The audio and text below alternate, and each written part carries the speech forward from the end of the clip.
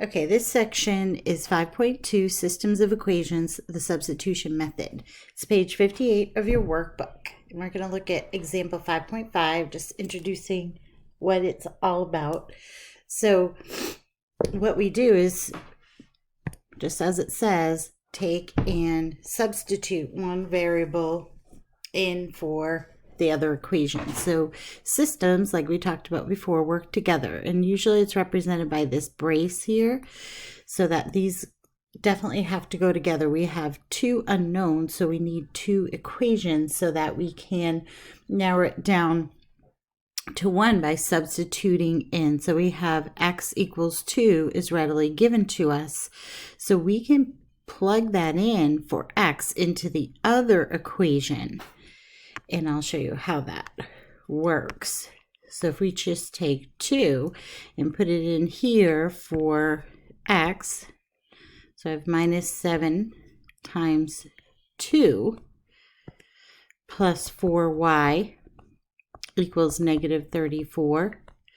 Then I can go ahead and solve. Negative 14 plus 4y equals negative 34.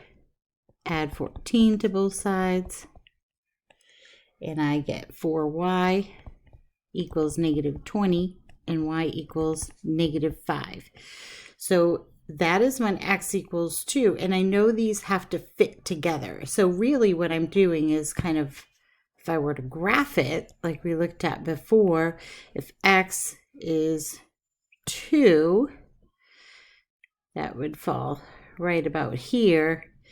And then we have another line that is going to cross it somewhere. So if we were to graph this one, we could cross it.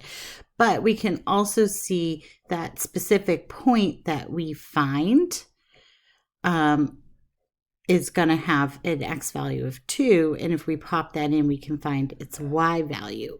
So it's going to be at y equals negative 5, and we know we have that point there, 2, negative 5. So 1, 2, 3, 4, 5, right about here. If we don't exactly know what this graph looks like, we can quick do that. I'm just going to rearrange it and graph it so you can see the visual. So I made a little visual here, not kind of perfectly sitting up through that, but that would be the graph of this second equation.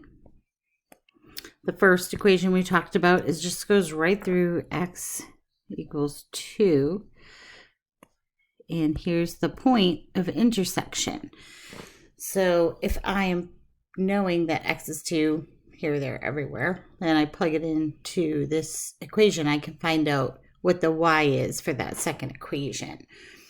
So that's kind of how it's done. Now, normally you don't have ones laid out so nicely as x equals 2, so we would have to take what we find for y and plug it into the other equation to find where they actually will intersect.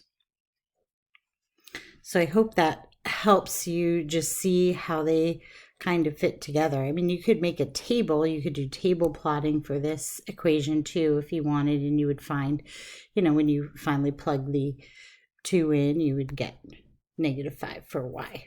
And that's how you want to make sure you write your answer as a point. If you're graphing, do it right on the graph. Even if you're not graphing and you're doing by substitution, write your answer as a point for me, especially on a quiz or a test. If it's a word problem, make sure you answer in a sentence and include the units. Okay, so here's all the steps here for the substitution method.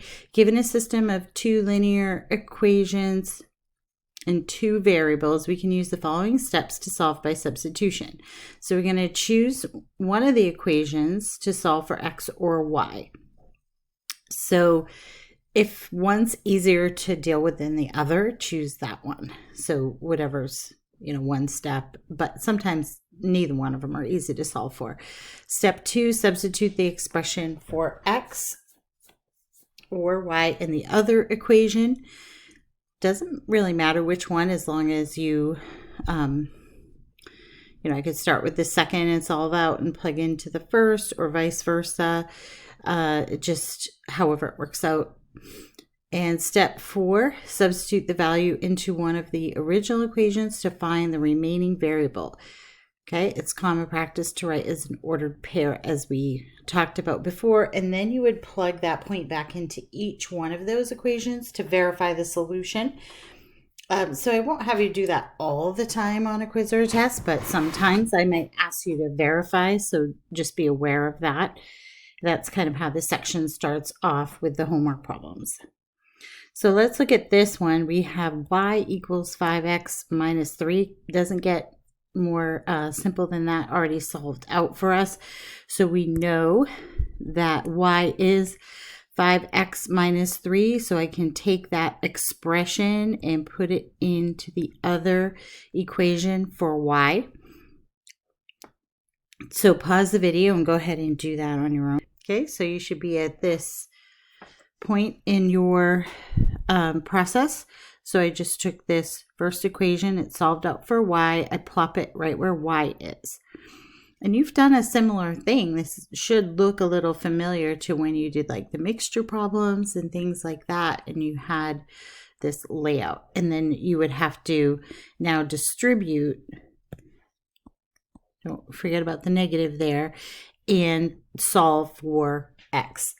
Now you guys are really great at that, so pause the video and work that out. Okay, I'm going to work through it really quickly just as a review. So distributing, I end up with minus x minus 25x plus 15 equals negative 11. I noticed when I was grading one of your tests like this, you're not always changing negative to positive, some of you. So just be careful of that.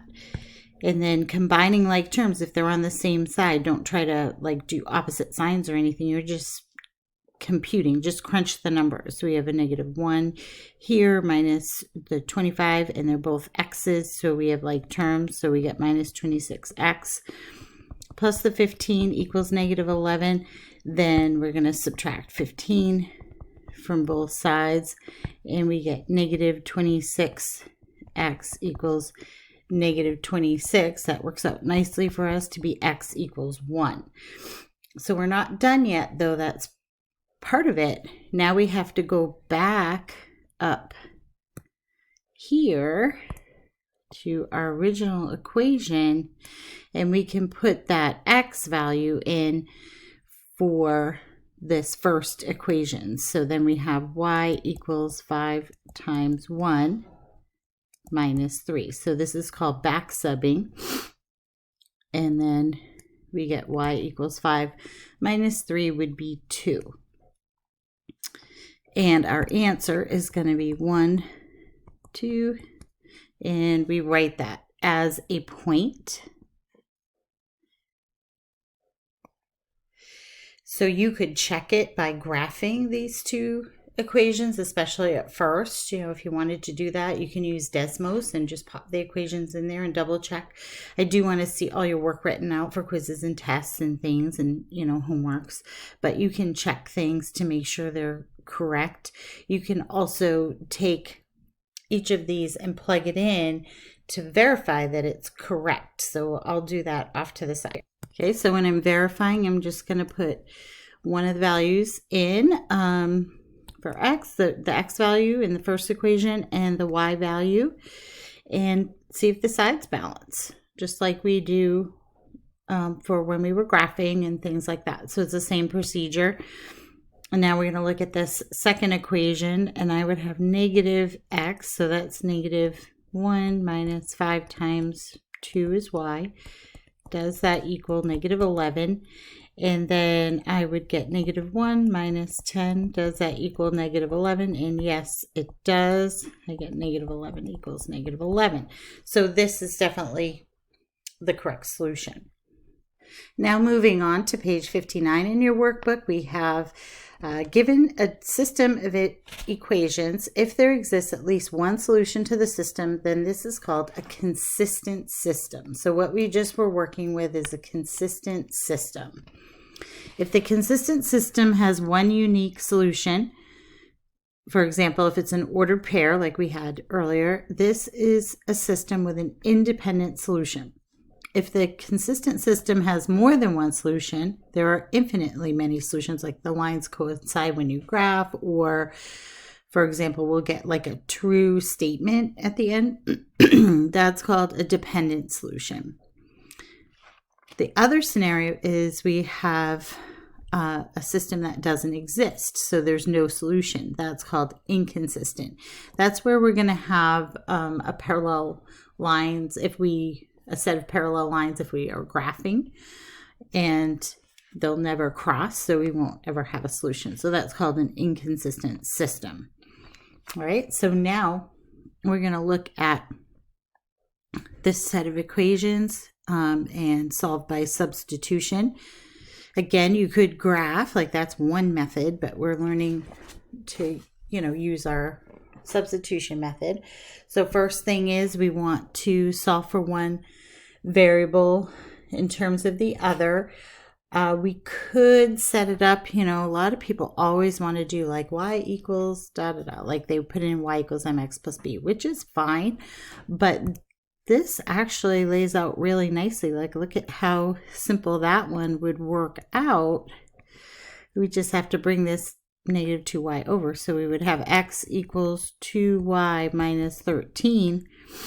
And that's our x value that can then plug in to the top equation here for x. So it doesn't always have to be the y equals, especially if it's more complicated, then there's more chance for error. It's just less efficient, takes longer, and that kind of thing. So go ahead and plug this in and see if you can solve that first equation out for y having plugged in x. Okay, so just distribute here. We end up with 12y minus 78 plus 4y equals negative 14. Then simplify the left-hand side. 16y minus 78 equals negative 14. 16y equals 64. And finally, y equals 4. So we have our y value. We're not quite done. We need to take that value and we want to plug it into the other equation up here, because remember they need to fit into each other and we need to know where they cross. So we want to use the other equation, not the same one we just did, but we're going to plug that in for y up here. Use the original, not anything you manipulated. That's just standard practice there. So then we're going to put, we'll have, let's see, x minus 2 times the 4 we found for y equals negative 13. And then we get x minus 8 equals negative 13, and x equals negative 5. So instead of having everything kind of crisscross, because when I look at this, I want to be able to see just one solution. Sometimes people might solve out for x first, or they might have it up in a corner or something like that. So it's really, really helpful when you guys write it as a point for me. And again, that's pretty standard practice. But if you forget, that's okay. I'm not going to mark you off, but just try to mark your answer clearly so it's just in one spot. So this next problem is very, very similar. So we're going to call this one pause for classwork. And you'll do that on your own, and I'll just pop up the solution. If you get stuck, just think about which one has less steps to get one variable solved out. It's usually the one without a coefficient on it. So hint, I would swap that one out. I would make it be y equals blah, blah, blah, and then plug it into this second equation.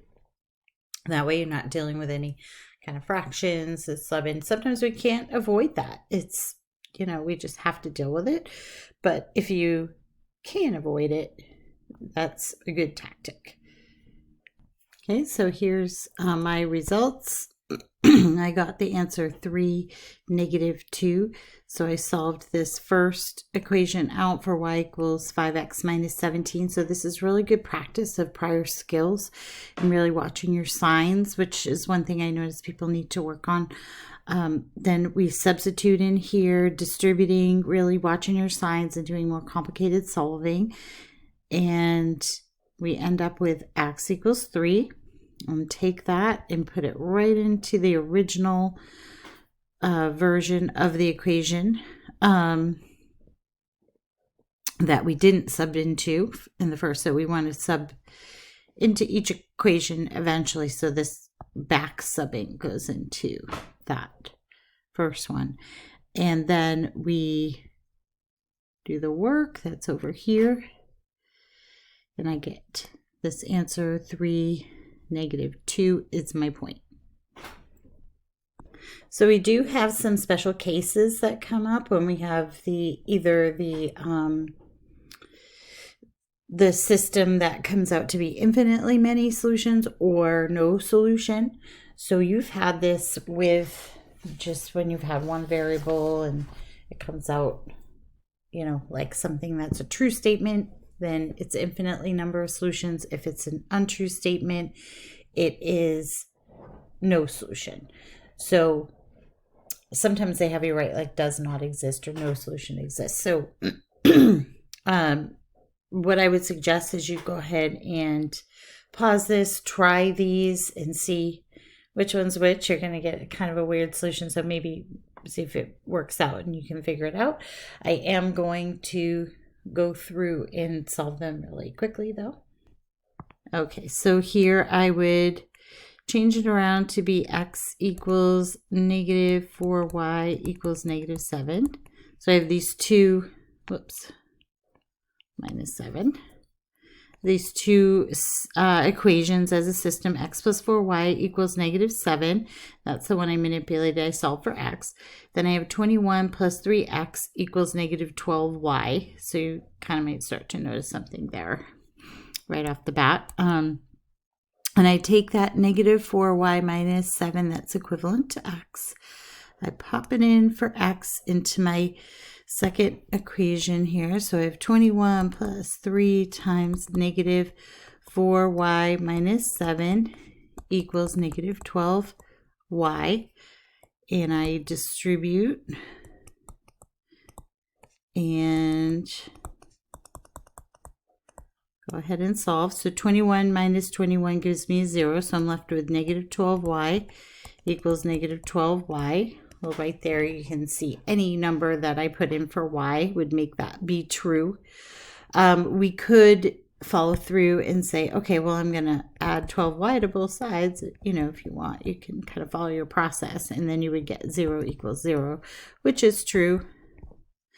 Therefore, infinite number of solutions, and that is called consistent dependent. And what that means is if I were to graph these, I would really get the same line. They would coincide. Okay, so we can write same line. Okay, now this example 5.10, solve the system by substitution. We are going to solve this one out. This top one, we have 5x plus y equals 3, and we have our other equation is 8 minus 3y equals 15x. So we have y equals -5x plus 3. We're going to sub that in for our y value here. So then I would have 8 minus 3 times -5x plus 3 equals 15x. Go ahead and distribute. So I would get 8 plus 15x minus 9 equals 15x. And then I would subtract this. So 8 minus 9 is -1 plus 15x equals 15x. And again, right there, you can see there's nothing that would ever work. No matter what you put in for x, here you're always going to have that left side would be one less. So we're not going to ever balance, but let's follow it through here. 15x minus 15x, I would end up getting negative 1 equals 0. And that is untrue, so not true. Therefore, no solution. And that would be my answer. And that is called inconsistent. Okay, and they are parallel lines if I were to graph them. So that should help you if you start to see, like if I solved out the other one here, I have negative 3y equals minus 8. Actually 15x minus 8, and then divide everything through by negative 3. And I would get y equals negative 5x plus 8/3. And this one is the same slope, but a different y-intercept. So that means they're parallel lines. All right, and that's it for solving by substitution. Have a great day.